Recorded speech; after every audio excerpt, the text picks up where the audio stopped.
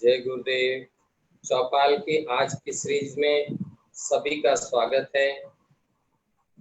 जो भी Facebook live के माध्यम से आज जुड़े हैं, अंतर्राष्ट्रीय आर्ट ऑफ लिविंग के आश्रम बेंगलोर से, कर्मयोग बेंगलोर आश्रम के पेज से मैं उनका स्वागत, अभिनंदन और वंदन करता हूँ।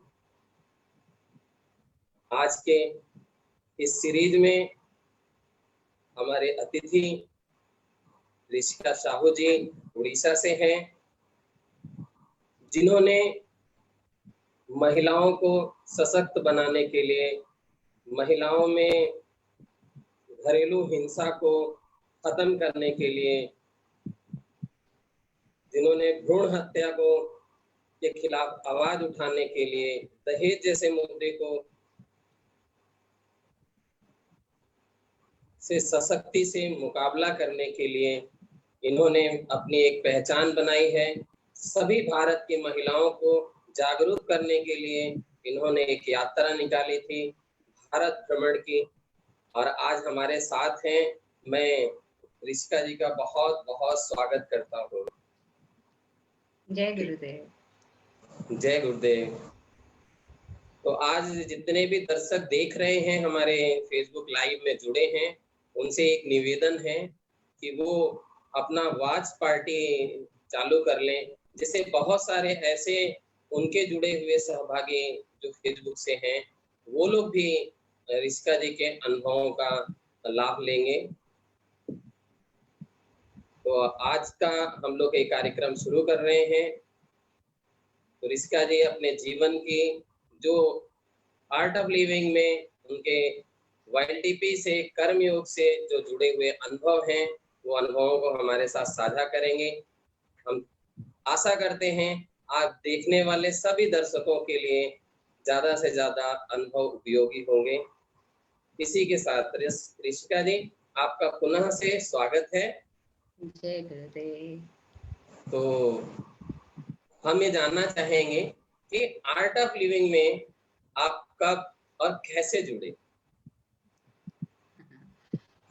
पहले तो मैं शुक्रिया अदा करती हूँ बालकृष्ण भैया का, और गुरु ब्रह्मा गुरु विष्णु गुरुदेवो महेश्वरा, गुरु साक्षात परब्रह्म तस्मै श्री गुरवे नमः, जिनके लिए बोल के आज मैं इतने लाखों लोगों के आगे अपना जीवन का जो भी यात्रा हुआ है बोलने के लायक बनी हूँ। और मेरे मेंटर जिन्होंने मुझे आज आपके आगे बिठाया है, लोगों के आगे लेके पहुंचाए हैं, देवज्योति महांती जी, देवज्योति भैया मेरे मेंटर हैं, मेरे YLTP टीचर हैं। और 20 साल हो रहा है मुझे आर्ट ऑफ लिविंग में। इसी जून 25 को मैंने फर्स्ट बेसिक कोर्स किया था 2000 में, और आज 20 साल बाद मुझे लग रहा है कि मैं एक मैच्योर जगह पे पहुंची हूँ, और उसके लिए गुरुजी ने आज इस तरह का एक तोहफा हम सबको मिलके दिए हैं, प्लेटफॉर्म। और जुड़ने में आप तो जानते हैं आर्ट ऑफ लिविंग में बुलाने के लिए हम अलग अलग तरीका करते हैं। तो मेरी एक फ्रेंड थी जो कॉलेज में कोर्स कर चुकी थी, उसने मुझे हर महीने बुलाना शुरू किया। तो 6 महीना तो नहीं गई, 7वां महीना बोली चलो छुट्टी है तो जाते हैं, पैसा दे के जाना, बेसिक कोर्स स्टूडेंट लोग, और योगा आसन करना। उन्होंने आर्ट ऑफ लिविंग भी नहीं बोला था, गुरुजी का नाम भी नहीं बोला था, और मैं कभी सुनी भी नहीं थी ऐसा प्रवचन एंड योगा वगैरह। स्कूल में आसन करती थी, तो बार बार बुलाने से थोड़ा लगता है ना, शर्म, अरे दोस्त बुला रही है जाना चाहिए, चलो। तो मम्मी परमिशन दी, फीस रजिस्ट्रेशन हुआ और मैं गई, और 500 लोगों का भीड़ में एक जगह पे अल्फाबेटिकली मुझे बिठाया गया था। एंड दैट डे, वो 6 दिन ही मेरा जीवन का शुरुआत हो गया था परिवर्तन की ओर, नया जन्म हो गया था मेरा। इति सामल, इति दीदी मेरी टीचर हैं, जिन्होंने मुझे सुदर्शन क्रिया का दिव्य ज्ञान देके मुझे आज इस लायक बनाया है। बहुत बढ़िया। तो कैसा अनुभव रहा आपका सुदर्शन क्रिया करने के बाद? उससे पहले मैं उड़ रही थी। साइंस की स्टूडेंट थी, बहुत हाई एम्बिशन था कि मैं भी फ्लाइट में उड़ूंगी, फॉरेन जाऊंगी, जॉब करूंगी, इंजीनियर बनूंगी, ये बनूंगी, वो बनूंगी। घर वाले बोलते तू डॉक्टर बन, गरीबों का सेवा कर, लेकिन मेरा था उड़ना। तो बेसिक कोर्स में जब बैठी तो जो मेरा हाई वाला ज्यादा थोड़ा हो जाता था, उसमें एक बैलेंस आया। और पहले सुदर्शन क्रिया में ही माइंड काम हुआ, जो ज्यादा सोचती थी, ज्यादा इमोशनली सोचती थी, वो बंद हो गया। सेकंड में बॉडी में जो होती है एनर्जी क्रिएट, तब लगा कि नहीं, मुझे तो बनना होगा, तो ऐसा ही टीचर बनूंगी जो भी हो जाए। और लास्ट डे सेलिब्रेशन के बाद 500 लोगों के साथ सेलिब्रेशन होना, मुझे लग रहा था क्या हो रहा है यहाँ। और जब छोटी थी भी, लग रहा है 19 या 20 साल का उम्र में, ये सब देखना, इतना लोगों का भीड़ में पूरा। हमारा बेलपहाड़ सेंटर है उड़ीसा का फर्स्ट सेंटर, मैं दीदी दीदी भी वहीं से हैं, मैं भी वहीं से हूँ। तो मेरे लिए तो वो नया जन्म था। और एक्सपीरियंस ऐसा था कि क्या बताऊं, स्टूडेंट भी थी। तो लास्ट डे आफ्टर द, जो होता है हमारा ना डिवाइन म्यूजिक में डांस करना, आई गेजिंग करना, फिर कुछ करने के लिए आगे, तो तब मैं वही बैठ के सोची कि ना मुझे इंजीनियर बनना है, ना डॉक्टर बनना है, मुझे तो उस टीचर के जैसा बनना है जो बैठी हैं। और मैं उनको आगे ढंग से जानती थी, दीदी मेरी सीनियर थी मेरे स्कूल में, वहां से शुरू हुआ। और तब से तो और पीछे नहीं मुड़ी मैंने। बहुत बड़े। अच्छा, आपके आर्ट ऑफ लिविंग के बहुत सारे कार्यक्रम हैं, उन कार्यक्रमों में कब रुचि आपकी बढ़ने लगी? क्या जी, आपने ऐसा पाया कि आर्ट ऑफ लिविंग में ना, मैंने क्या बोलते हैं, वो सब है जो बाहर के 100 संस्था एक एक करके डिवाइड करके देते हैं, हमारे ऑर्गेनाइजेशन में सब एक कॉम्बैट पैक है, पूरा फुल। बिग बाजार बोलते हैं ना, मॉल, टोटल द बिग बाजार मॉल इज हेयर। मतलब इसमें नाच भी है, गाना भी है, स्पिरिचुअली सत्संग है, लेकिन उसमें इतना मस्ती है। और यहाँ हम एजुकेटेड हैं, बोलते हैं हाईली एजुकेटेड हैं, बट नॉलेज में जीना ही रियल एजुकेशन और एजुकेटेड पीपल का एक दौर होता है, संगत होती है, वो उसका अलग मजा होता है। तो ये सब मैं जब देखी ना, लाइव का पहला सत्संग बुलाया गया था, उसमें नितिन भैया मैंने नित्य प्रज्ञा जी, तनुमा आए थे बेलपहाड़। मैं स्ट्रेंज हो गई कि मैं गाऊंगी तो मेरे पीछे भी कोई गाएगा, और कोई गाएगा तो उसके पीछे मैं गाऊंगी, और सब ताली बजाएंगे। एंड वो ऐसा एक मस्ती है, गुरुजी बोलते हैं ना, जो जो एक बोतल शराब से नहीं होता, वो सत्संग से हो जाता है ना, वैसा हो गया मेरे साथ। और मोस्टली वाईएलटीपी के बाद ही मैंने अपना देश के लिए जो करने का आह्वान है ना, देवज्योति भैया ट्रेनिंग में जो डाल दिए थे, उसके बाद ही मैं घर से निकलो और देश के लिए कुछ करो, तो सोची थी। वाईएलटीपी से, वाईएलटीपी के लिए कब आपका जुड़ाव हुआ? वाईएलटीपी में क्या ऐसा एक्सपीरियंस होने लगा इस शिविर में? वो जी, कौन सा टाइम पीरियड रहा जब आप वाईएलटीपी से जुड़े? जस्ट एक साल बाद बेसिक कोर्स का मैंने डीएसएन करना चाहा, तो इति दीदी ने मना किया, तू छोटी है, जब जॉब करेगी तब तू डीएसएन करेगी, तुझे सेवा करने का मन है तो हम तुझे बुलाएंगे। तो जब वाईएलटीपी फर्स्ट टाइम उड़ीसा में हुआ 2001 में मई महीना में, जस्ट मेरा ग्रेजुएशन कंप्लीट होके छुट्टी हुआ था, तो मेरे बड़े भैया, मैं कोर्स करने के बाद मैक्सिममली 20-25 लोगों को कोर्स करवा दी थी immediately. My friends, my father, my mother, सबको कोर्स करवा दी थी, इतना एनर्जी वाला है। मेरे बड़े भैया गुस्सालू थे, उनको बोली तुम्हारा गुस्सा खत्म हो जाएगा, ज्वाइन करो। Then my family is totally happy. मेरे बड़े भैया वाईएलटीपी के फॉर्म लाके दिए थे कि छुट्टी में है, करेगी क्या, और इंदू जी ने भेजा है, एक इंदू जी टीचर है, इंदू अग्रवाल, बेलपहाड़ से ही। तो मैं बोली चलो, तब 15 दिन का था, आपको पता होगा 15 दिन वाला वाईएलटीपी होता था। तो मेरे पापा लगेज के साथ मुझे जाके, हम लोग कॉलोनी में रहते थे और वहीं पे ही होता था बेलपहाड़ का टाटा रिफैक्ट्री टाउनशिप हॉल में, लेके मुझे छोड़ आए 15 दिन तक, बोले मैं लेने आने से ही तू जाना। वहां से शुरू हुई, वहीं से इति दीदी देवज्योति भैया मिलके हमारा ट्रेनिंग लिए थे। 300 लोगों का बैच था। बहुत बढ़िया। तो YLTP जो है, ये कहते हैं ये कोर्स नहीं, एक फोर्स है।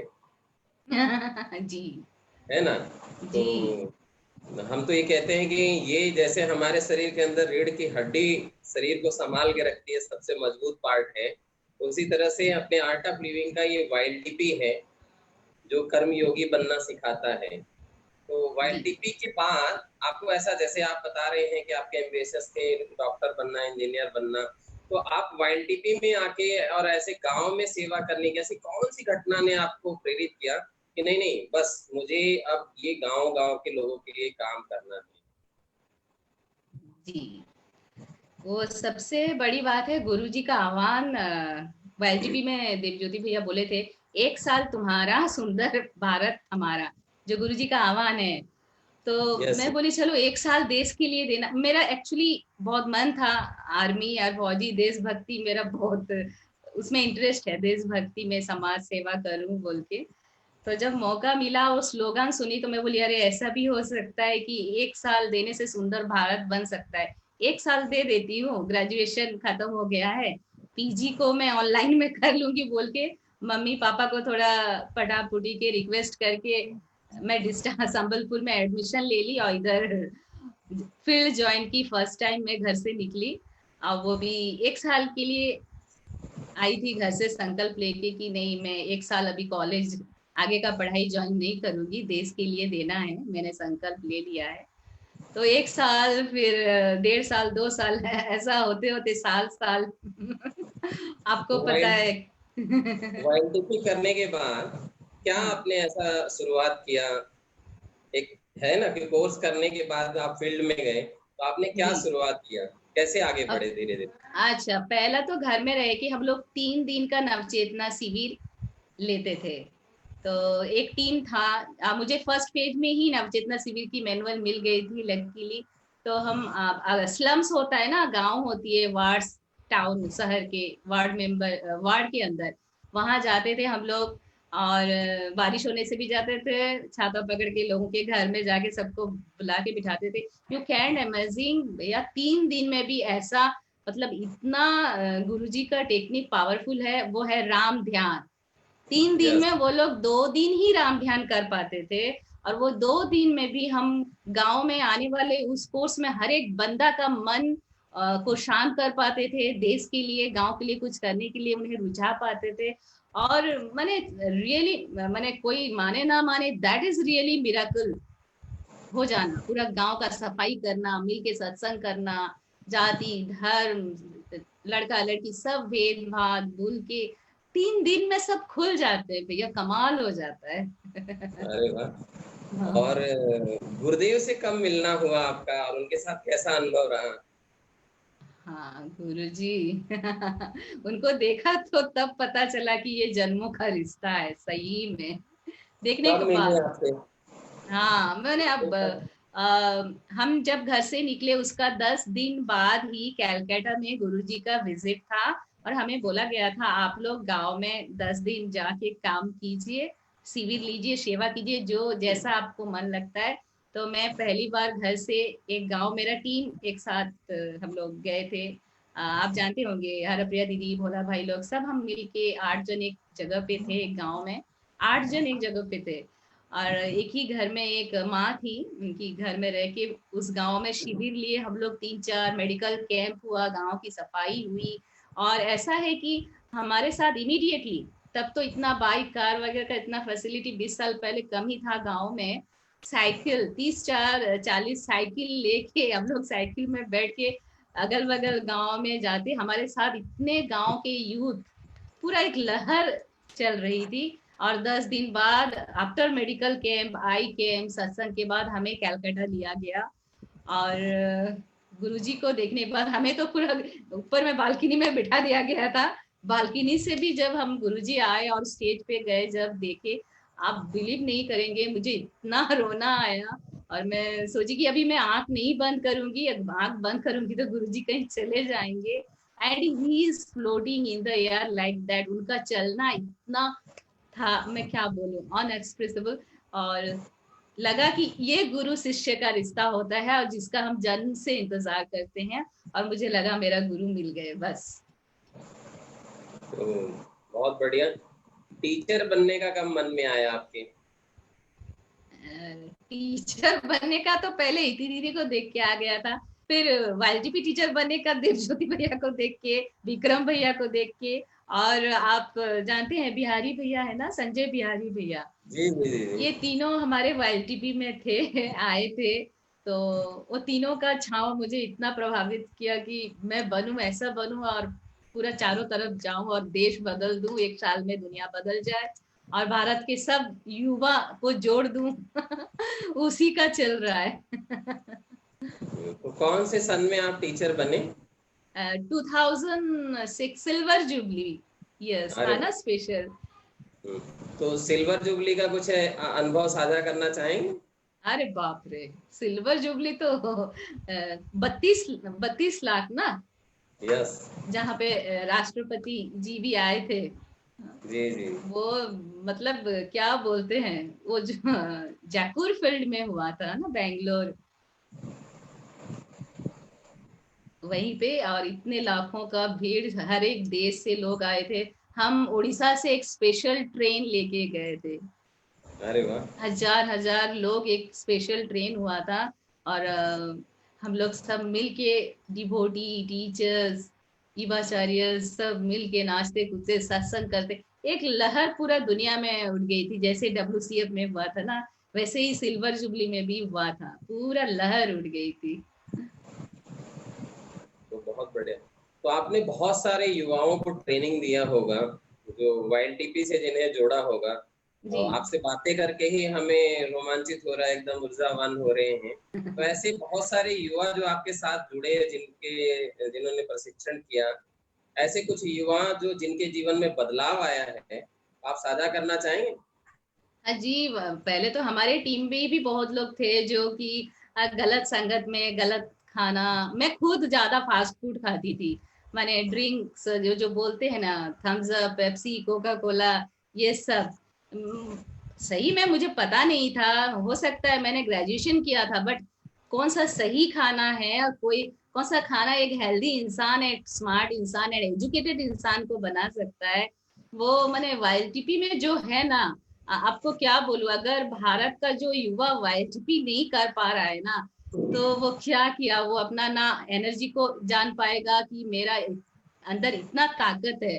देखिए, आर्मी में जाना ना एक सिलेक्शन प्रोसेस होता है, लेकिन वाईटीपी में आना ना आपको आर्मी से भी ज्यादा बना देता है। देश के लिए जान देना अलग बात है, और देश के लिए जिंदगी देना सबसे बड़ी बात है। वो वाईटीपी है, मतलब वाईटीपी मतलब क्या, युवा का मतलब वो किसी भी उम्र का हो ना, लेकिन 18 साल हो जाए ना। पहला तो मैं बोलना चाहूंगी, लाइव में अगर लाखों लोग देख रहे होंगे, कि अपने बच्चों को अगर कुछ भी देना है ना, बेटी को दहेज भी देना छोड़ दो, पहले उसे वाईटीपी कराओ। बेटे को जो भी करियर करवाना चाहता हो करवा लो, लेकिन पहले वाईटीपी दे दो, वो जान जाए, अपने पैर पे खड़े हो जाए कि मैं देश भारतीय हूँ, या इंसानियत के नाते मैं युवा हूँ, देश के लिए मैं कुछ कर सकता हूँ। तो मैं अगर देश के लिए कर सकता हूँ, तो अपने लिए और परिवार के लिए तो कर ही सकता हूँ ना। तो वाईटीपी करना ही चाहिए, ये तो बहुत बड़ा मिसिंग है। और ये मेरा आह्वान भी है आज के युवाओं को, महिलाओं को भी स्पेशली, और माता पिताओं को भी यही है कि वो अगर जानते नहीं है ना वाईटीपी क्या है, तो अपने बच्चों के साथ जाएं और एक बार कर लें वाईटीपी, फिर बोलेंगे कि क्या नहीं हो सकता। ऐसा कुछ भी नहीं है जो नहीं हो सकता। यस, कहा भी जाता है असंभव को संभव करता है वाईएलटीपी का यूज। जी। तो ये बहुत बढ़िया, बहुत अच्छा है। आप गुरुदेव से जुड़े हुए कुछ एक्सपीरियंस शेयर करना चाहेंगे अपने? हाँ, कोई ऐसे एक्सपीरियंस जिंदगी तो में बहुत सारे मैंने क्या एक्सपीरियंस बोलूं, होते हैं। बहुत है। हाँ, बहुत है, लेकिन उसमें से कोई ऐसा जो आपको याद आते ही आपके उत्साह को कई गुना बढ़ा देता है? जी, पहला वाला तो गुरुदेव, ऐसे ही खुद गुरुदेव का नाम और उनका लुक ही एक बड़ा उत्साह मेरे लिए। गुरुजी का एक वीडियो आप देखे होंगे, love moves the world, no, love moves the world में गुरुजी कुछ डिवोटियों के साथ, इंटरनेशनल एंड नेशनल सब डिवोटी मिल के थे, और गुरुजी ऐसे घूमते हुए जो जा रहे थे, उनका जाना और लोगों का दौड़ना, दैट इज द इंस्पिरेशन। मुझे लगता है कि गुरुजी कैसे एक लहर लेके एनर्जी, प्यार, डिविनिटी, ब्लेसिंग्स एंड द मैंने क्या बोलते हैं अपनापन होता है ना, वो मेरे लिए बहुत इंस्पायरिंग होती है। और दो ऐसे एक्सपीरियंस है बोलना चाहूंगी। आप पहला तो एक्सपीरियंस है कि आपको इतना बता दूं कि मैं गुरुजी से मैंने हर जन्म मिलना चाहूंगी। जब भी गुरुजी आएंगे मैं भी धरती में आना चाहूंगी वो कि तो हम भी ऐसा चाहेंगे। ऐसा एक पल भी नहीं है जहां मैं बोलूं कि गुरुजी मुझे साथ नहीं दे रहे हैं। सुबह से लेके ये लास्ट 20 साल,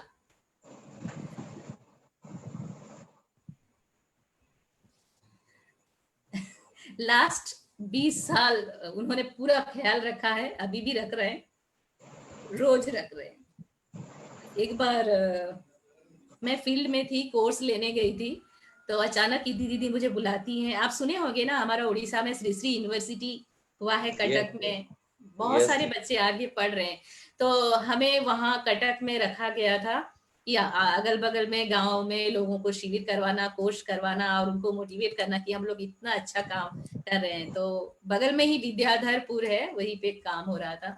तो हम पास ही के टाउन में कटक में रहते थे। तो मैं शाम को गुरुजी के कुटीर में दिया लगाने जा रही थी, तो एक एक्सीडेंट हो गया। और वो दिन भी कितना है आप जानते होंगे, होटल ताज 26 जनवरी को जो हुआ था, आपको याद है ना, 2008 में होटल ताज होटल में जो इंसिडेंट हुआ था, ब्लास्ट हुआ था, उसी जी, दिन ही जी। मेरा एक्सीडेंट हुई थी। और फिर मुझे कटक के टीचर्स लेके जाके हॉस्पिटल में भर्ती किए। मैं पूरा गुरुजी को बोला गया, थर्सडे था, सत्संग में सबने ब्लेसिंग किया पूरा भारत से, और ठीक हो गई। तो तब मुझे, जब मैं थी, लग रहा है मैं बेहोश में थी, क्या मैं थी पता नहीं, लेकिन मैं जब उठी ना, पूरा इतना डैमेज, चोट लगी थी सर में, 4 स्टिच लगी थी, फिर भी उठी तो मुझे लगा मैं कहाँ हूँ, मुझे तो कुछ भी नहीं हुआ है। लेकिन व्हाइट ड्रेस पूरा ब्लड में भीगा हुआ, लेकिन मुझे कुछ नहीं हुआ है जैसे लगा। तो मुझे यही है कि गुरुजी को पता था कि अगर ये फील्ड में रहेगी और ऐसा कुछ उसके साथ हो रहा है, गुरुजी को पता है हर चीज, हर चीज।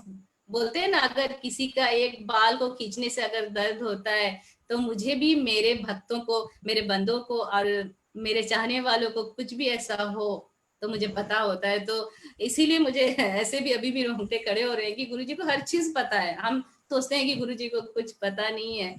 तो उन्होंने मुझे फिर से बुला के, सोचिए, एक छोटी सी, बोलते हैं ना, बड़ा वाला आफत आने वाला था, मौत आने वाली थी, तो जस्ट एक छोटा सा सुई डाल दे के छोड़ देना और उसका कर्म को काट लेना। तो ऐसा गुरु पाने के बाद, और मैं, यही है मेरे साथ गुरुजी का रिश्ता।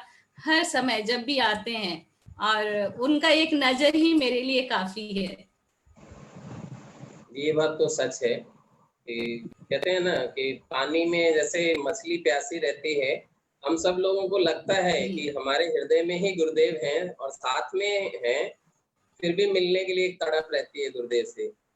हाँ, यही कहते हैं यस। प्रेम का रिश्ता है जो सारी दुनिया को वो अपना मना के आज वो प्रेम की डोर में जी, बांध दे रहे। हाँ, जी, सारी सीमाएं गुरुदेव जी, ने तोड़ दी, सारी सीमाएं। पूरा, और हमारे वाईएलटीपी के यूथ ने इंटीरियर से इंटीरियर एरियाज में जा जाके जहाँ कोई नहीं पहुंच सकता था, वो पहुंच के काम कर रहे हैं गुरुदेव की प्रेरणा से। और ये हम सब लोगों के लिए गर्व की बात है।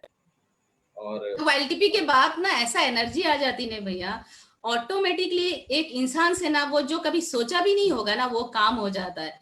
पता है, एक गांव में, तब तो मैं इतना एक्सपीरियंस भी नहीं था, एक साल बाद ही एक गांव में गई, बड़ा गांव है, मयूरभंज डिस्ट्रिक्ट है उड़ीसा का, कुलगी बोल के एक विलेज है, बहुत बड़ा गांव है, उड़ीसा का सेकेंड बिगेस्ट विलेज। 3 नवचेतना शिविर ली मैं, ओनली 3 नवचेतना शिविर, 3 दिन वाला। यू कैन बिलीव कि वो गांव के लोग पूरा गांव को पूरा उलट पुलट करके इतना सफाई कर दिए, सब रास्ता, दीवार, साइड, रोड सब काट कूट के इतना अच्छा बना दिए। कुछ लोगों को लगा, इवन गवर्नमेंट लोगों को लगा कि कुछ प्रोजेक्ट आया है ब्लॉक से और ये लोग इसीलिए ऐसा काम कर रहे हैं। और सबसे बड़ा चमत्कार हुआ, यूनाइटेड नेशन से भी आए थे रिकॉर्ड करने। 70 साल से एक मंदिर बंद पड़ा हुआ था, ऐसे जो जातिगत धर्मगत या गांव में झगड़ा होते हैं ना, ऐसे कुछ झगड़ा है। 70 साल माने सोचिए कितना पीढ़ी उधर से गुजर गए, और वो शिव जी का मंदिर था, वो बंद पड़ा था, उसके बाहर कचड़ा और एक दो गाय बैल को लोग बांधते थे। लेकिन मेरे शिविर के लास्ट दिन में मेरे जो साथ जो भैया थे, कोकिल भैया बोलते हैं, उन्होंने, और उनका जो मैं शिविर ली थी 9 लोगों को, वो 10 जन मिलके एक दिन ऐसा इतिहास बना लिए कि पूरा गांव के यूथ को जमा करके वो मंदिर खोल के गोबर से सफाई करके ब्राह्मण को बुला के बोले और मंदिर बंद नहीं होगा और यहाँ से पूजा होगा। और 2002 में हुआ था और आज देखिए 2020 हो गई है, तो आप 18 साल वो मंदिर खुल गया है इतना बड़ा, कि मैं सोचती हूँ गुरु जी का बहुत बड़ा आशीर्वाद है मुझे एक लायक बनाना, कि मैं एक शिविर में भी कुछ देश के लिए और गांव के लोगों के लिए कुछ कर पा रही हूँ। इसी क्रम में हम आपको बताना चाहेंगे कि SSRDP के माध्यम से और भोला जी के नेतृत्व में हमें भी उड़ीसा में काम करने का, रहने का अवसर मिला। अच्छा, और अच्छा। एग्रीकल्चर पे हमने ऑर्गेनिक फार्मिंग पे काफी युद्धों के साथ काम किया। लेकिन इसके साथ साथ आपको सलूट करेंगे कि आपके मन में ये कैसे आया कि हम भारत जागरण में निकले और महिलाओं को जागृति में लेके आए। और बहुत ही मार्मिक मुद्दे हैं जो कहते हैं कि हर घर में हम कह सकते हैं जहां अगर गुरुदेव की कृपा नहीं है, प्रेम नहीं है, तो निश्चित तौर से उससे ज्यादा घर जो है इन पीड़ाओं से पीड़ित है। महिलाओं पे हिंसा हो रही है, घरेलू हिंसा। तो ये सारे मुद्दे आपके जेहन में ऐसे क्यों आए कि मुझे इसके लिए ही काम करना है? जी क्या हुआ उसमें तो दो और आप प्रभाव भारत में निकल पड़े? जी नहीं, दो चीजें हैं। एक तो बोलते हैं ना, अपने माता पिता का संस्कार और उसका प्रभाव, आप जिस वातावरण में बड़े होते हैं वो भी रहता है, और कुछ तो जन्म जन्म का रहता है अपना मन का कुछ तरफ से। मैं एक्चुअली अपना परिचय दूं तो मैं बाय बर्थ MP से हूँ, मध्य प्रदेश से, जो अभी छत्तीसगढ़ हो गया है। और लेकिन बड़ी हुई उड़ीसा में, मेरे पिताजी उड़ीसा में झारसुगुड़ा में जॉब करते थे, टाटा रिफैक्ट्री में, तो वहां बड़ी हुई। अब उड़ीसा में काम भी किया, फुल टाइम टीचर यही से काम की हूँ। मैक्सिममली मैं अगर 6-7 स्टेट गई थी, लेकिन मैक्सिमम समय उड़ीसा पे। इतनी दीदी का इच्छा था कि उड़ीसा में थोड़ा ज्यादा काम करना चाहिए, बहुत कम काम हुआ है गाँव में बोल के, तो तब की। और अभी शादी भी उड़ीसा में हुआ है। तो मेरे माता पिता मैंने इतना है कि मेरे पापा का कहना था, तू जहां जाएगी जा, लेकिन मेरा सर मत झुकाना, तुम ऐसा काम करना कि मैं बोल सकूं कि मेरी बेटी ऐसा काम कर रही है। ऐसा जरूरी नहीं है कि तू नौकरी ही करेगी। मेरे 2 बड़े भाई हैं, पूरा फुल सपोर्टिव है। आज तक उन्होंने कभी मुझे नहीं बोला कि नहीं तू ऐसा क्यों कर रही है। नौकरी जब छोड़ी, मैं गवर्नमेंट का टीचरशिप की थी 2 साल, छोड़ दी, तो बड़े भैया थोड़ा दुखी हुए थे। लेकिन बाद में उनको पता चला कि मेरी बहन बहुत बड़े उद्देश्य में देश के लिए, समाज के लिए कुछ करने निकली है, और मैं रुक भी नहीं पाती, क्योंकि मेरे खून में तो गुरु और सेवा का जुनून है। रुकना मुश्किल था, जॉब छोड़ के आ गई। और ससुराल वाले फुल सपोर्टिव हैं। मेरी सासू माँ हमेशा कहती थी कि जब तक मैं ठीक हूँ फिजिकली, मुझे बेड में नहीं जा रही हूँ, मुझे किसी का हेल्प नहीं चाहिए, तुम करो। और पूरा फैमिली सपोर्टिव है, जॉइंट फैमिली है, सब सपोर्ट देते हैं। 4 भाई हैं, तो बड़ी फैमिली, जॉइंट फैमिली, लेकिन सब सपोर्टिव है। तो ये यात्रा में आप निकले, इसका कुछ अनुभव साझा करना चाहेंगे? बहुत सारे लोग हैं। हाँ, आपको मोस्टली बताएं तो मुझे एक मौका मिला था एड्स के लिए काम करने के लिए। उड़ीसा में एक कंपनी है, सेवा बिल पेपर मिल, कोरापुट जयपुर, एक ट्राइबल एरिया में। तो वहां मुझे मेरे कोऑर्डिनेटर भेजे थे, रंजन जी तब भेजे थे। गई तो वहाँ एड्स के लिए ही मुझे बुलाया गया था, नव जितना शिविर लेना है और वर्कर्स को कोर्स करवाने हैं। तो मैं वहाँ 5-6 महीना काम की थी एड्स के ऊपर। तो वहाँ जो था कि बहुत लोगों को कंपनी में भी इफेक्टेड थे, वो बोल नहीं पा रहे थे। और ऐसा कुछ घटना था कि वहाँ 2-3 केसेस भ्रूण हत्या की थी। और मेरे 2 बड़े भाई हैं ना, तो मेरा हर जगह थोड़ा कंपैरिजन था। बेटी हूँ बोल के मुझे ऐसा कंपेयर कर रहे हो, मुझे ज्यादा चाहिए, सब में मुझे ज्यादा चाहिए। तो मैं कॉलेज के लाइफ से भी अधिकार में, पढ़ाई भी मेरा ह्यूमन राइट्स में है, वुमेन्स एंड चिल्ड्रन में, तो कहीं भी मुझे लगे कि मेरा अधिकार छीन रहा है तो मैं टिक नहीं पाती हूँ। तो अचानक एक दिन मैं गुरु पूजा, पंडित बनने के बाद हर गुरुवार को गुरु पूजा करती हूँ। तो अचानक एक दिन गुरु पूजा चांटिंग करते वक्त मेरे मन में आया कि कोई बोल रहा है बचाओ बचाओ बोल के। एक बार हुआ, दो बार हुआ, ऐसा बहुत बार होने के बाद मैं सोची हो क्या रहा है, क्यों ऐसा कोई बच्चा चिल्ला रहा है, कोई लेडीज चिल्ला रही है। तब मैं जिस डिस्ट्रिक्ट में शादी हुई हूँ अनुगुल में, वहाँ पता लगा कि ऐसा कुछ एरिया है, वहाँ कन्या भ्रूण हत्या है, कुछ एरिया में ऐसे होते रहते। तब मैं पढ़ाई जब कर रही थी women's and children's human rights में, मेरा सब्जेक्ट था, तो वो टॉपिक भी था कि मैं फीमेल फिटिसाइड में करूं।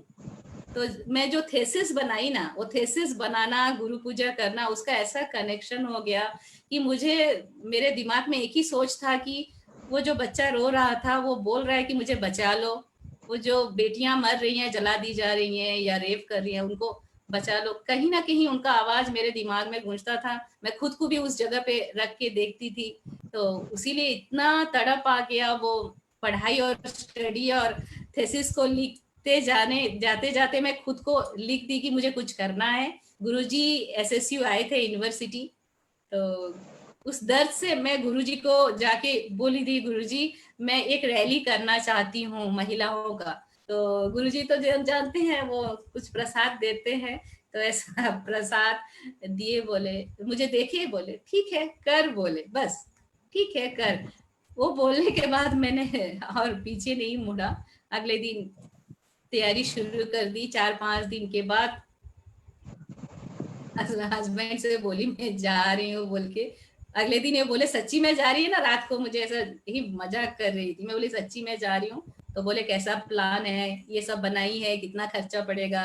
तो इनिशियली उन्होंने एक नया स्कूटी भी दिया था, और इनिशियल खर्चा जो होना चाहिए छोटा मोटा चाहिए ना घर से पूरा ऑल इंडिया जाने के लिए किया। तो उड़ीसा में भुवनेश्वर से शुरू हुआ था 14 सितंबर 2015 को, वहां से छत्तीसगढ़ होके कलिंगा स्टेडियम से, हाँ कलिंगा स्टेडियम से छत्तीसगढ़, यूपी, ढोलपुर होके राजस्थान का थोड़ा इलाका, झांसी होके दिल्ली पहुंची थी।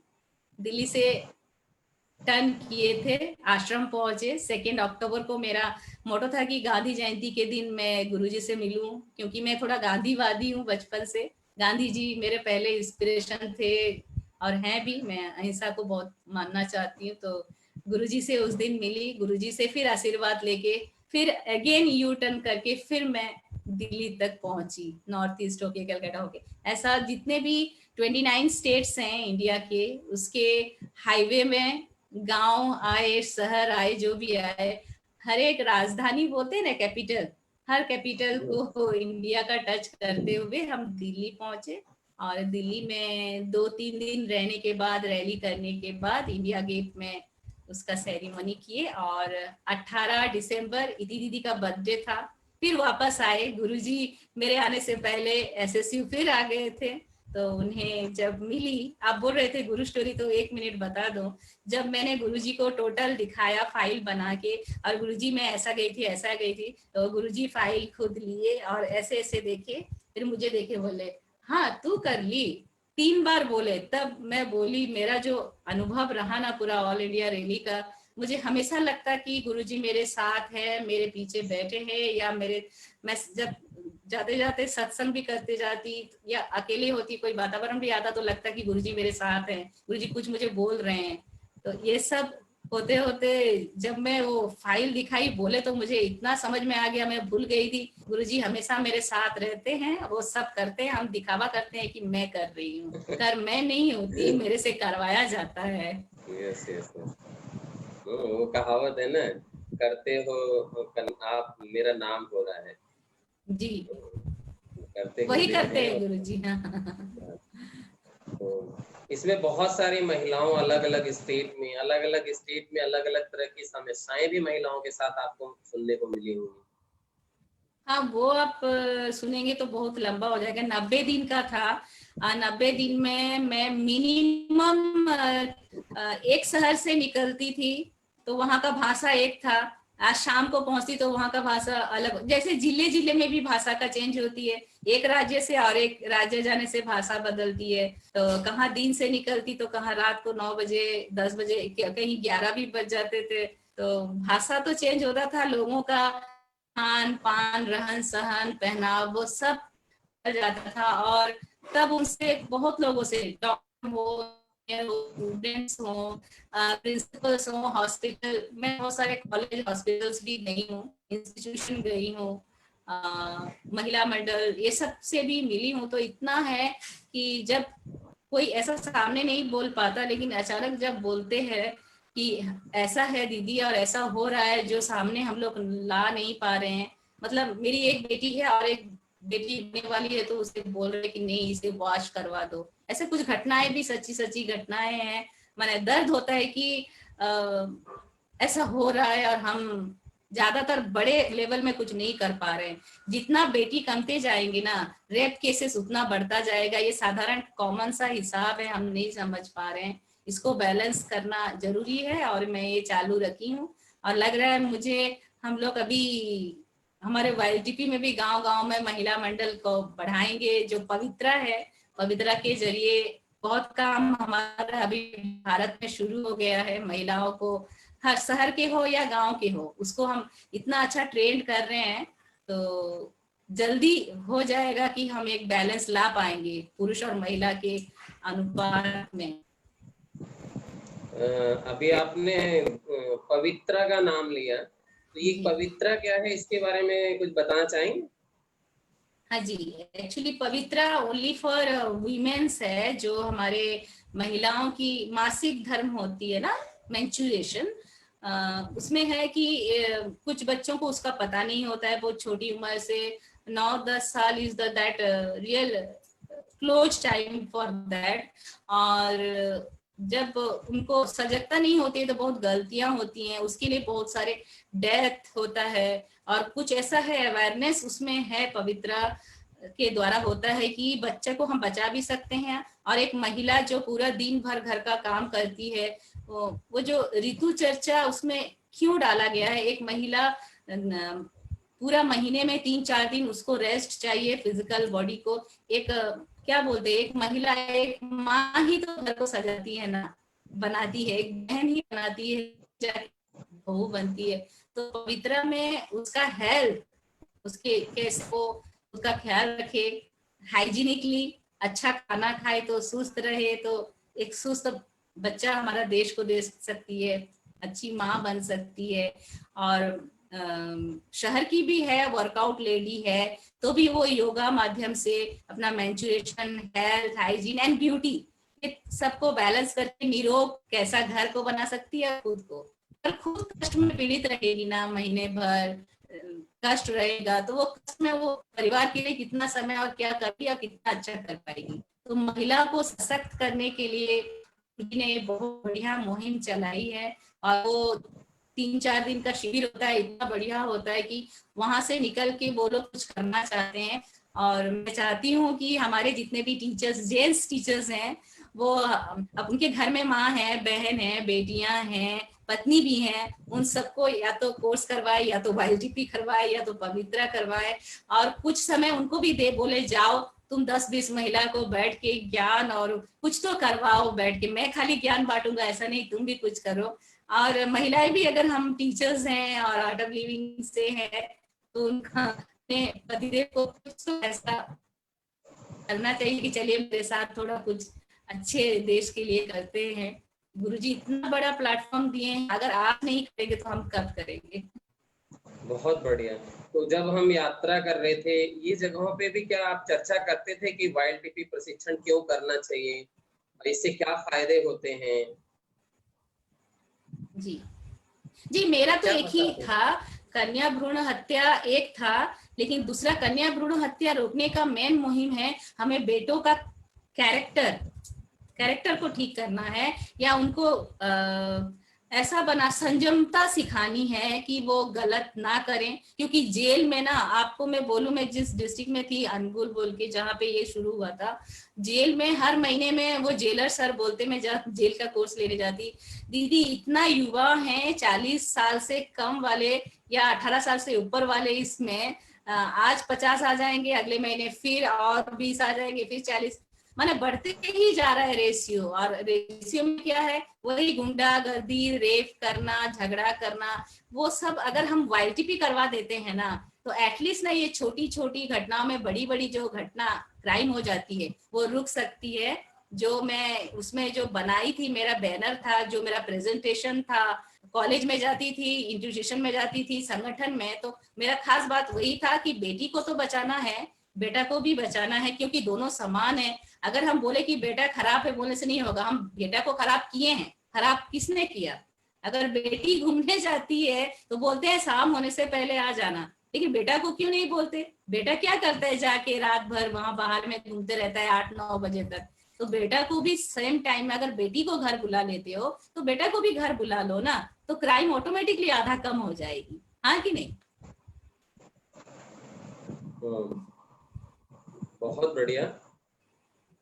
इसके साथ ही आप ये देखिए कि अभी वर्तमान समय में पूरा वातावरण हमारा जो है बदल रहा है, परिस्थितियां बदल गई हैं, हालात बदल गए हैं, अगर आप देखें तो।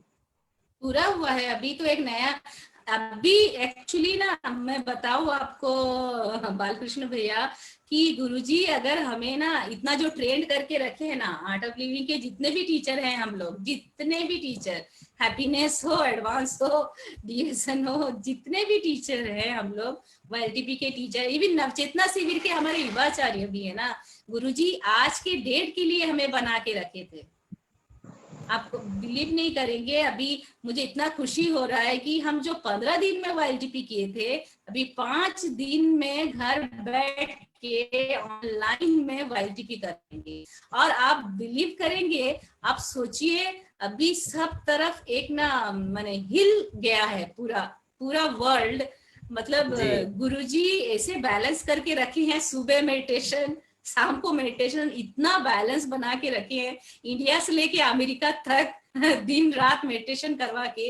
अभी जो योद्धा है ना, कर्म योद्धा जो हमें बोला गया है, हमारा जो कर्म योद्धा का जो लक्ष्य है, वो गुरुजी हमेशा, गुरुजी 20 कदम आगे रहते हैं, आपको भी पता है। कुछ भी दुनिया में होने वाली होते हैं उससे पहले प्रिपरेशन होता है। हमारा वाईएलटीपी डिपार्टमेंट का नाम ही ले लीजिए ना, कर्म योग होता है ना, तो हमें 4 साल पहले या 3 साल पहले ही योद्धा बनाया गया कि नहीं? कर्म योद्धा बनाया गया। आज इसके लिए करुणा योद्धा बना रहा है दुनिया। हाँ, करुणा योद्धा बनो। हम ऑलरेडी 20 साल पहले से बन के कर रहे हैं। तो अभी क्या है, आर्ट ऑफ लिविंग का बहुत मेजर रोल है। सिर्फ गुरुजी करेंगे बोलने से नहीं होगा। हम आर्ट ऑफ लिविंग के हर एक डिवोटी, टीचर, वॉलंटियर, युवाचार्य, हम अपने अपने लोगों हो या जो भी कोर्स नहीं किए हैं वो भी अपने हैं। गुरुजी बोलते हैं आज नहीं तो कल तो कोर्स करेंगे। हमें ना आज ही निकल के हर इंसान को जितना बन सके, ऑनलाइन में हो, बाय फोन हो, जाके हो सके, हमें सबको ना नवचेतना शिविर करवाना है। मोस्टली पहले वाईएलटीपी करवानी है, हैप्पीनेस करवाना है, उनका इम्यूनिटी सिस्टम को डेवलप करनी है, उनका जो स्ट्रेस और जो डर हो गया है। और अभी ना आरडीपी हो या हमारे जितना आप बोल रहे थे कृषि का हो, हमारा जितना भी हमारे आर्ट ऑफ लिविंग के जितने डिपार्टमेंट्स हैं, वो सबको अभी एक्टिव होके फील्ड में उतर जाना है। क्योंकि करोड़ों लोग अपने जॉब छोड़ के घर वापसी कर रहे हैं, सब गांव के तरफ, अपने अपने घर के तरफ आ रहे हैं। तो इतना बेकारी समस्या बढ़ जा रही है, तो बहुत कुछ अभी नया चैलेंजेस आ रहा है। तो हम तो प्रॉब्लम नहीं बोलते, हम चैलेंज ही बोलते हैं। तो ये चैलेंज के लिए ना हमें सबको रेडी होके वाईएलटीपी, सबको वाईएलटीपी करवा देनी है और सबको हैप्पीनेस कोर्स करवा देने हैं। देखिए वाईएलटीपी ना ऐसा कोई भी कर लेना नहीं चाहिए। एक अच्छा पढ़ा लिखा हुआ लड़का, लड़की, एजुकेटेड, वो चाहे मेडिकल कर रहा हो, आईटीआई कर रहा हो, इंजीनियरिंग कर रहा हो, वो चाहे किसी भी आईएएस भी प्रिपरेशन कर रहा है ना, वो अगर वाईएलटीपी कर ले, मैं लिख के दूंगी कि वो पक्का परफेक्ट लीडर बन के उस डिपार्टमेंट में अपना जिम्मेदारी निभा पाएगा, पूरा पक्का। देश के लिए अभी कर्म योग को लेके वाईएलटीपी करवा के योद्धा बनाना जरूरी है, इमरजेंसी है। जरूरी क्या है, इमरजेंसी है, हमें करना ही है। अभी करने जा रहे हैं। आप सुने होंगे 15 से हम ईस्टर्न जोन में वाईएलटीपी होने जा रहा है। जितने लोग अगर देख रहे हैं तो वो ज्वाइन करें आपके जरिए या आर्ट ऑफ लिविंग के वर्कशॉप के जरिए। वाईएलटीपी पूरा भारत में हो रही है, वो सब ज्वाइन करें और हमारा देश को संभालें। बहुत बढ़िया कह रहे हैं रिस्का जी। लेकिन आजकल के युवा अगर आप ध्यान देंगे तो उनको लगता है कि आर्थिक रूप से मजबूत होंगे तब वो जो है समाज में कुछ पहचान बना पाएंगे। अरे पहले शारीरिक रूप से तो बन जाए ना, शारीरिक और मानसिक स्तर से अगर अपना पैर पे खड़े हो जाएं, वो खुद फिजिकली फिट हो जाए, मेंटली और थोड़ा स्ट्रांग हो जाए, क्या सही है क्या गलत है। छोटी सी चीज में टूट जाते हैं, कोई सुसाइड कर देता है, कोई मर्डर कर देता है। तो ये आप बताइए कि क्या ये वाईएलटीपी कोर्स जो है आर्थिक रूप से सक्षम बनाने में क्या कोई भूमिका अदा करता है क्या? पूरा करता है, पूरा प्रैक्टिकली। सोचिए एक बंदा है, मैं ही ले लीजिए, अगर देखिए मुझे वाईएलटीपी करवा दिया गया और मुझे आर्थिक चाहिए, तो आर्थिक रोजगार करने के लिए पहले तो आपको डिसीजन लेना पड़ेगा कि आप क्या कर सकते हो। खेती बाड़ी करोगे, बिजनेस करोगे, जॉब करोगे, आर्मी में जाओगे, उस सबके लिए जो क्राइटेरिया है ना इंसान को बनने का, हाँ, उसका एटीट्यूड, उसका बोलने का, उसका कॉन्फिडेंस, उसका टॉकिंग पावर, उसका चैलेंज को पाने के लिए आप वाईएलटीपी कर लेने के बाद उसके अंदर इतना आत्मविश्वास आता है, क्लियरिटी ऑफ माइंड आ जाती है, वो सोचने का सही तरीके से कि मुझे 1 रुपया कोई दे दे तो मैं उसको मैं लाखों में बदल सकता हूँ। This is YLTP. और वो हो सकता है, कर सकते हैं। ये तो है, जैसे हमने गुरुदेव के मुख से सुना है कि योग से युद्धोग किया जा सकता है। जी, पूरा पूरा। तो इस पे कुछ आपने कुछ किया है क्या, ऐसा कुछ काम आपके साथ ऐसे युवा जुड़े हो जो बिजनेस में जुड़े हो? हाँ जी, मैं अभी 2 साल पहले ही कुछ महिलाओं को लेके वुमेन्स क्लब का छोटा छोटा टीम बनाई थी और उसमें उन्होंने खुद से वाईएलटीपी किया। वाईएलटीपी करने के बाद कुछ मसाला बनाना, फिर हमारा जो पेपर प्लेट्स बनाते हैं ना, और कॉटन बैग बनाना, फिर किचन गार्डनिंग करना। एक महिला अगर कहीं भी जा नहीं सकती, हाउसवाइफ है, तो वो घर में अगर उसका गार्डन भी नहीं है ना, तो गमले में भी कुछ तो खेती बाड़ी कर ही सकती है। वो महीने में कुछ तो रोजगार कर ही सकती है, सो बेकार नहीं जाएगा।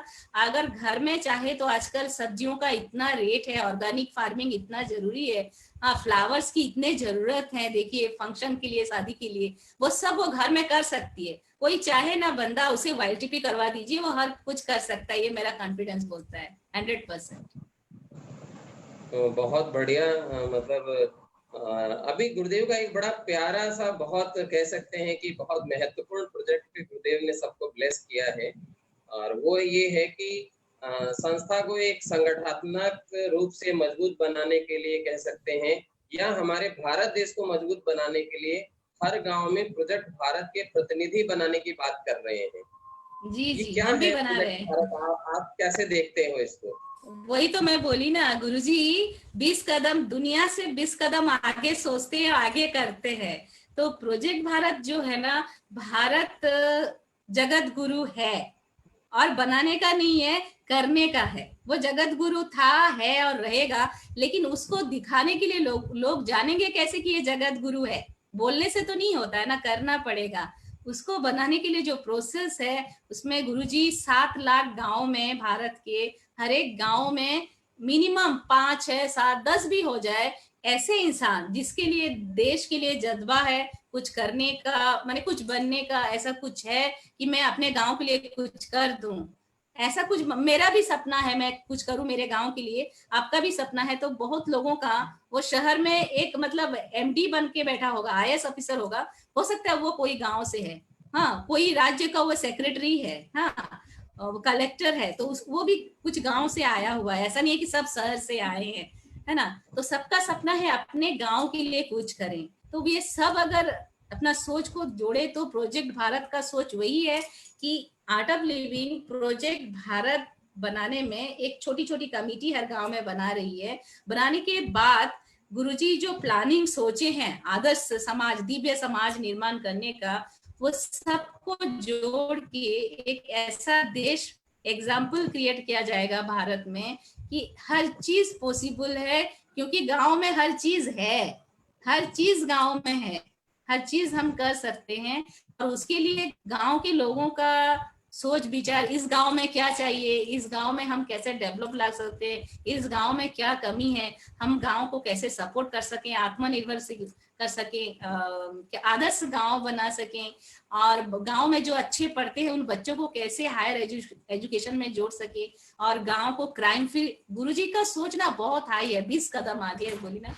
तो ये सब करने के लिए ये मुहिम है गुरुजी का, और बहुत जोरों से हम लोग काम कर रहे हैं। जो लोग भी देख रहे हैं वो अपने तरफ से ही आना चाहिए कि हम भी प्रोजेक्ट भारत का मेंबर बने, क्योंकि प्रोजेक्ट भारत, इसके नाम से ही पता चलता है कि मैं देशवासी हूँ, मैं भारत का हूँ, और मैं भारत को और भारत का गांव को, शहर को रिप्रेजेंट करता हूँ। ये गौरव है, और ये हमारा प्रोजेक्ट अभी चल रहा है जोरों से। बिल्कुल, हम भी कहना चाहेंगे, जो भी हमारे युवक सुन रहे हैं और जो भी अपने गांव को सक्षम मजबूत बनाना चाहते हैं, वो प्रोजेक्ट भारत से जुड़ सकते हैं, और हमारे नजदीकी जो भी सेंटर हैं, आर्ट ऑफ लिविंग के टीचर हैं, उनसे संपर्क करके इसके बारे में जान सकते हैं और कैसे मेंबर बन के अपने गांव में परिवर्तन लाने का काम कर सकते हैं। और इसके साथ उनको ही इतना बड़ा सम्मान दिया जा रहा है। आपके उड़ीसा में एक बहुत बड़ा अच्छा काम हुआ है जो ऑर्गेनिक फार्मिंग से, क्योंकि लोगों को आर्थिक रूप से मजबूती नहीं आ रही थी, पैसे का लगता था कि खेती जो है घाटे का सौदा है, और गुरुदेव ने ब्लेस करके इसके बहुत सारे मॉडल हमें उड़ीसा का याद है। 6000 से ज्यादा फार्मर्स जो हैं जिन्होंने गवर्नमेंट सर्टिफाइड ट्रेनिंग की है, और आर्ट ऑफ लिविंग ने इसमें पूरा बहुत अच्छा रोल अदा किया है। ऐसे मॉडल जी आरपीएल के तरफ, जी आरपीएल से एसएसआरडीपी के तरफ से। उसमें क्या है, मैं भी करवाई थी अभी स्कूल्स में, जैसे कि अभी 200 टीचर्स एक साथ आरपीएल वाईटीपी किए। आप जैसे ऑर्गेनिक फार्मिंग बोल रहे हैं, करने के बाद 60,000 बच्चों को योगा सिखाना, पवित्रा सिखाना, हरा जो HIV एड्स का बारे में सिखाना, इतना इजी वे से हो जा रहा है। हजारों लोग, आप भी आए थे उड़ीसा, हजारों लोग ये प्रोजेक्ट से फायदा उठा रहे हैं। और मैं चाहती हूँ कि आगे भी ऐसा कुछ भी प्रोजेक्ट हो रहा है गुरुजी के माध्यम से आए, और पूरा भारत में अभी करोड़ों जो बेकार की समस्या शुरू हो गई है, उस सबको ट्रेन करके ऑर्गेनिक फार्मिंग भी करवाएंगे वाईडीपी के जरिए। गांव-गांव में बहुत सारे ऐसा काम है जो गांव से आत्मनिर्भरशील हो सकता है। खेती ही एक माध्यम है जो हम 80% भारतीयों को खाना देगा, और खाना होने से ही बाकी काम बाद में हो सकता है। पहले हमें अन्न चाहिए, और इसके लिए गुरुजी पूरा तैयार हैं। जो भी आएंगे हाथ बढ़ाएंगे, हम लोग रेडी हैं एज ए कर्मयोग योद्धा के हिसाब से कुछ भी करने के लिए। बहुत बढ़िया है। आपने एसएसआरडीपी के माध्यम से बहुत सारे युवाओं को स्किल फुल बनाया जा रहा है। गुरुजी कहते हैं कुशल युवा देश की तस्वीर बदल सकते हैं, और ऐसे युवाओं की पहचान करके, जिसमें आपके कालाहांडी डिस्ट्रिक्ट में PMKY सेंटर जो चल रहा है, और ऐसे हमारे बहुत से एरिया में बहुत से सेंटर चल रहे हैं। तो नो डाउट बहुत बढ़िया काम हो रहा है आपके क्षेत्र उड़ीसा से, और आपसे बातें करके बड़ा अच्छा लगा। और समय कैसे बीत जाता है देखिए पता नहीं कब चला, और घड़ी अभी बता रही है कि ये समय आज का यहाँ पूरा करने का टाइम आ गया है। और अभी आपको लग रहा है देख के कि आपको बहुत कुछ और भी कहने की जिज्ञासा है, और एक बार सेकंड टाइम बुला लीजिएगा। हाँ, लेकिन हम ये चाहेंगे कि आप हमारे जो भी श्रोता देख रहे हैं, जो भी हमारे युवाचार, जो हमारे टीचर्स, हाँ बहुत सारे सीनियर टीचर्स जो देख रहे होंगे, जिनकी ब्लेसिंग गाइडेंस मिलता रहता है, वो भी आज आपको सुन के बहुत अच्छा महसूस कर रहे होंगे। तो हम चाहेंगे कि आज आप सभी लोगों के लिए क्या संदेश देना चाहेंगे?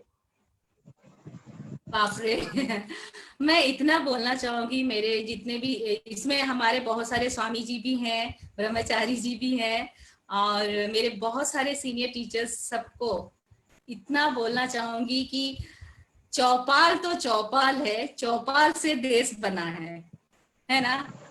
चौपाल में बैठ के ही हम बोलते ना, पंच परमेश्वर पंचवटी, हाँ ऐसे ही चौपाल से ही देश की गठन और निर्माण की शुरुआत हुई है। हम एक ऐसा चौपाल YDP कर्म योग की तरफ से रखे हैं।